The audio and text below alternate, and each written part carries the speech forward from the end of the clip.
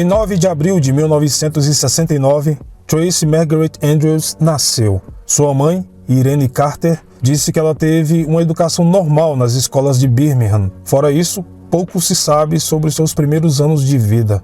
Em 1991, aos 22 anos de idade, ela namorava um homem chamado Andy, com quem teve uma filha chamada Carla. Devido ao comportamento de Tracy, eles nem chegaram a se casar e a separação foi inevitável. Ambos decidiram dividir a custódia da filha de forma amigável. Após isso, Tracy foi morar com a mãe e trabalhou em várias profissões como cabeleireira, garçonete e até modelo de uma loja de roupas, enquanto sua filha Carla ficava com a avó.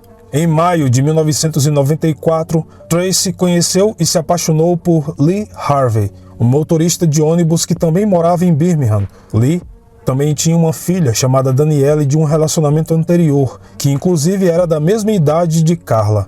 Em pouco tempo, eles resolveram morar juntos em um pequeno apartamento, apesar dos protestos da família do homem. Não demorou muito para tudo ir por água abaixo.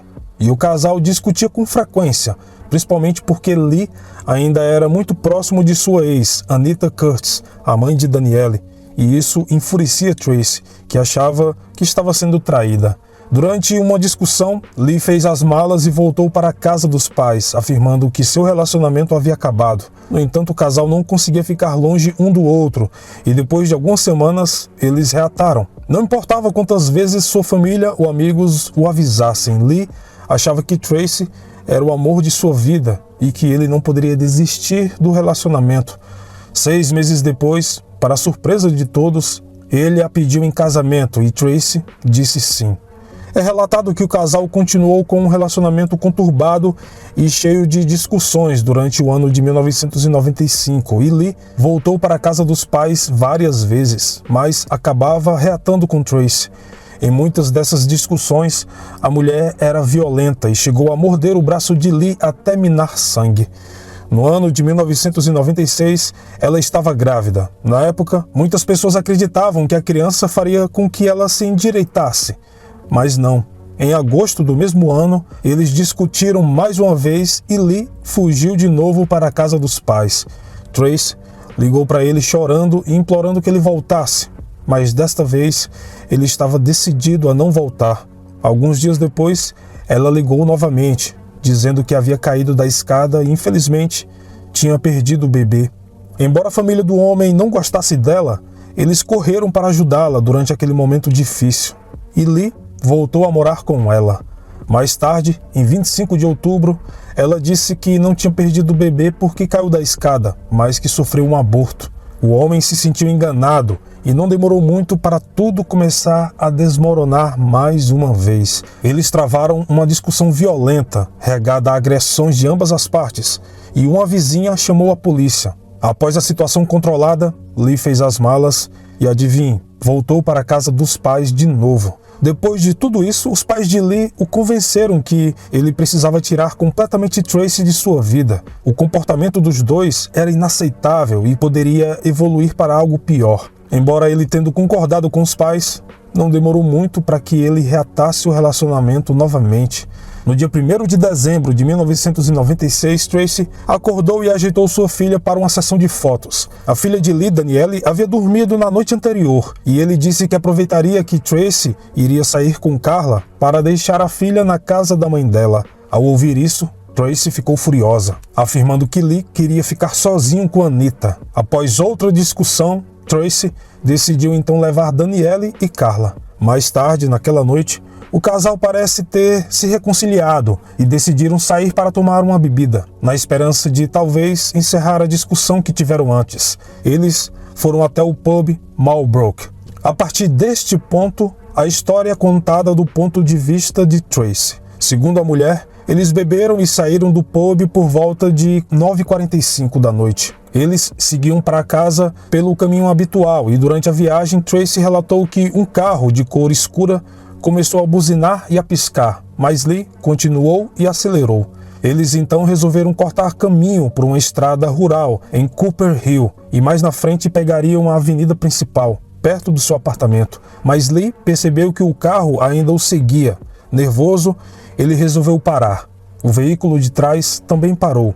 Segundo Tracy, o motorista saiu do carro e se aproximou de Lee. Era um jovem de aproximadamente 18 anos, de cabelos curtos e escuros. Enquanto Tracy ainda estava dentro do carro, os dois começaram a discutir fervorosamente. Lee se virou e caminhou em direção ao seu carro, ainda discutindo com o jovem motorista.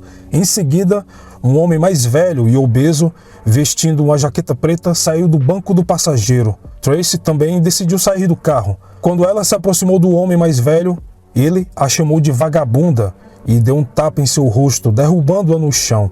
Ao se levantar, ela percebeu que o homem mais velho estava atacando Lee. Ela gritou para que parassem. O homem mais jovem também tentou separar a briga. A dupla então voltou para o carro e saíram em disparada. Tracy correu para socorrer o marido e percebeu que Lee estava gravemente ferido e inconsciente.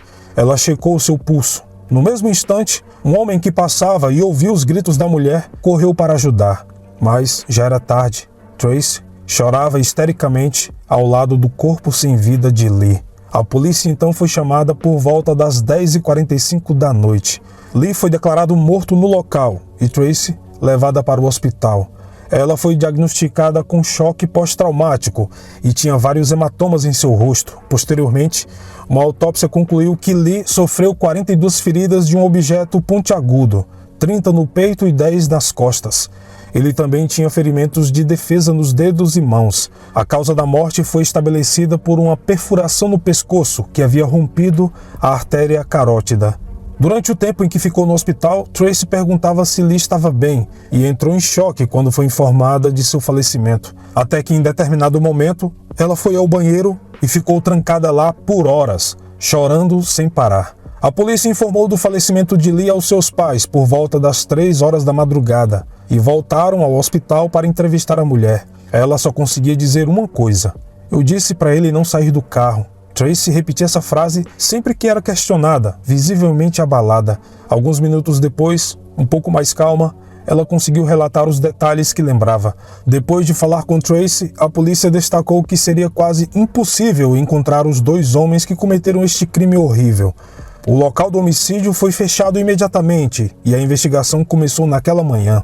Seguindo o depoimento de Tracy, a polícia não tinha motivos para duvidar de sua história. Ela forneceu detalhes mais do que suficientes para a polícia trabalhar.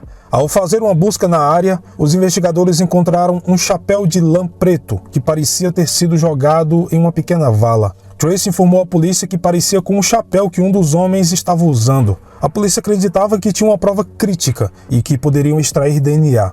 No entanto, as amostras eram insuficientes.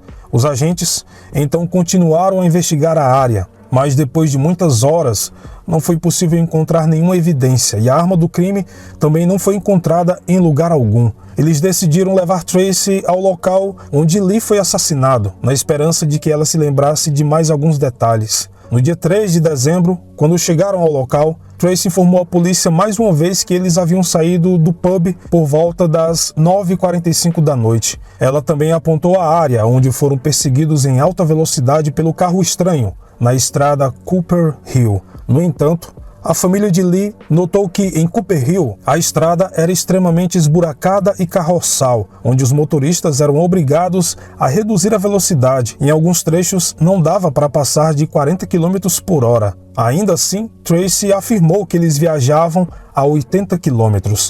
Mais uma vez, a família de Lee achou estranho o seu filho ter parado no meio de uma estrada rural deserta e passaram a desconfiar da mulher. Os pais de Tracy e Lee apelaram à imprensa, pedindo para que o homem que correu para ajudar o casal ou qualquer outra pessoa que tenha testemunhado a cena se apresentasse às autoridades. A mulher chegou a dar um depoimento à TV local, pedindo para que testemunhas se apresentassem e ajudassem a polícia a resolver o caso. Na frente das câmeras, ela falou em um tom desesperado e chorava bastante, mas o apelo não adiantou. Ninguém apareceu. Please just come forward. Após a entrevista, Irene, mãe de Tracy, foi deixá-la em casa e ela ficou sozinha em seu apartamento. Quando Irene chegou em casa com Carla, encontrou um bilhete em sua bolsa. No bilhete, Tracy lamentava tudo o que tinha acontecido e que não conseguiria viver sem Lee, se despedindo da filha. Imediatamente, Irene voltou ao apartamento e quando chegou, Tracy estava inconsciente após ter tomado diversos remédios. Uma ambulância foi chamada e ela voltou para o hospital. Enquanto estava internada, a polícia decidiu refazer a rota do casal e tentar estabelecer os horários ditos pela mulher. Os oficiais descobriram que a Cooper Hill ficava a apenas 10 minutos de carro do pub onde o casal estava. E se Tracy estivesse realmente falando a verdade quando afirmou que saiu por volta das 9h45 da noite, porque o crime só foi relatado 1 hora depois. Nesse meio tempo, uma jovem que morava em uma casa próxima onde o crime ocorreu viu o apelo da mulher e procurou a polícia. Ela afirmou ter ouvido apenas um homem e uma mulher discutindo naquela noite e ninguém mais. Outra testemunha também se apresentou para relatar que tinha visto um casal que estava dirigindo na estrada Cooper Hill.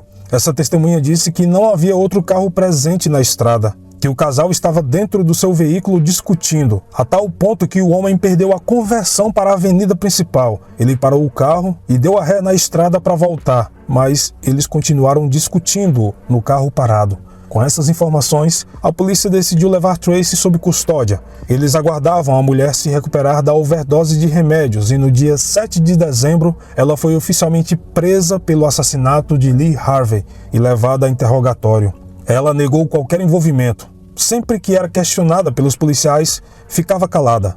Depois de algumas horas, Tracy pediu para ficar sozinha com seu advogado e 45 minutos depois, ela afirmou que não responderia mais nenhuma pergunta fora de juízo.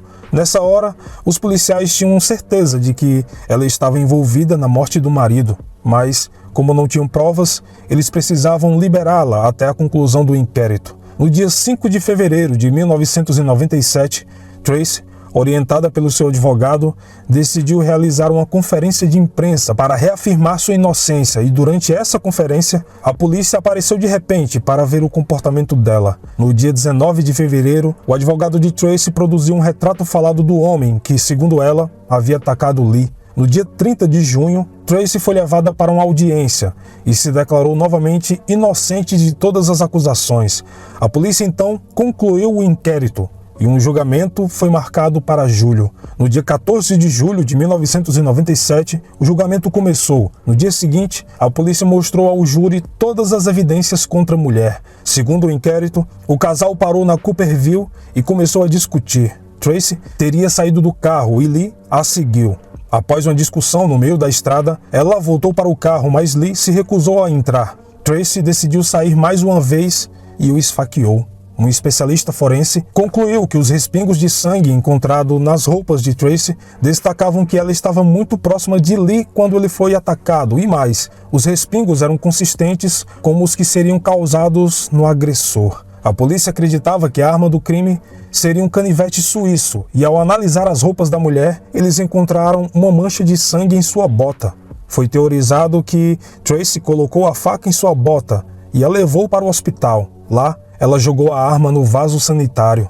A investigação também concluiu que o casal sempre discutia e que os namorados anteriores de Tracy haviam declarado que ela sempre foi muito violenta. Duas testemunhas também foram levadas ao tribunal e afirmaram mais uma vez que viram apenas o casal discutindo na estrada poucos minutos antes do crime.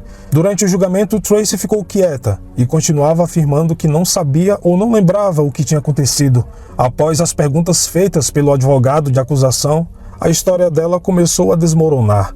O julgamento durou várias semanas e no dia 29 de julho, o júri considerou Tracy culpada de assassinato e foi sentenciada à prisão perpétua com direito a condicional. Foi somente em 1999 que Tracy, já presa, confessou o assassinato de Lee. Ela disse que durante uma discussão na volta do pub, Lee parou o carro na Cooperville. Os dois desceram e começaram a se agredir. Lee então a teria derrubado no chão com um soco e a ameaçou com uma faca. Tracy deu uma joelhada no meio de suas pernas. Ele caiu no chão e ela pegou a faca. A mulher disse que não queria ter tirado a vida do marido, mas que perdeu completamente o controle. Relatórios posteriores confirmaram que a faca foi comprada por Lee quando ele fez uma viagem à Espanha e que ele a guardava no porta-luvas do carro.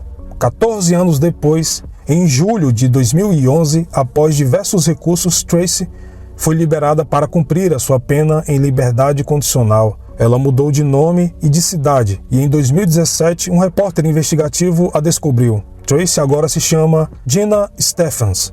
Ela tingiu o cabelo de preto e é casada com um homem chamado Phil Goldsworth. Bom, este foi o vídeo de hoje. Muito obrigado pelo carinho e atenção de todos e, como sempre, nos vemos nos comentários. Até mais!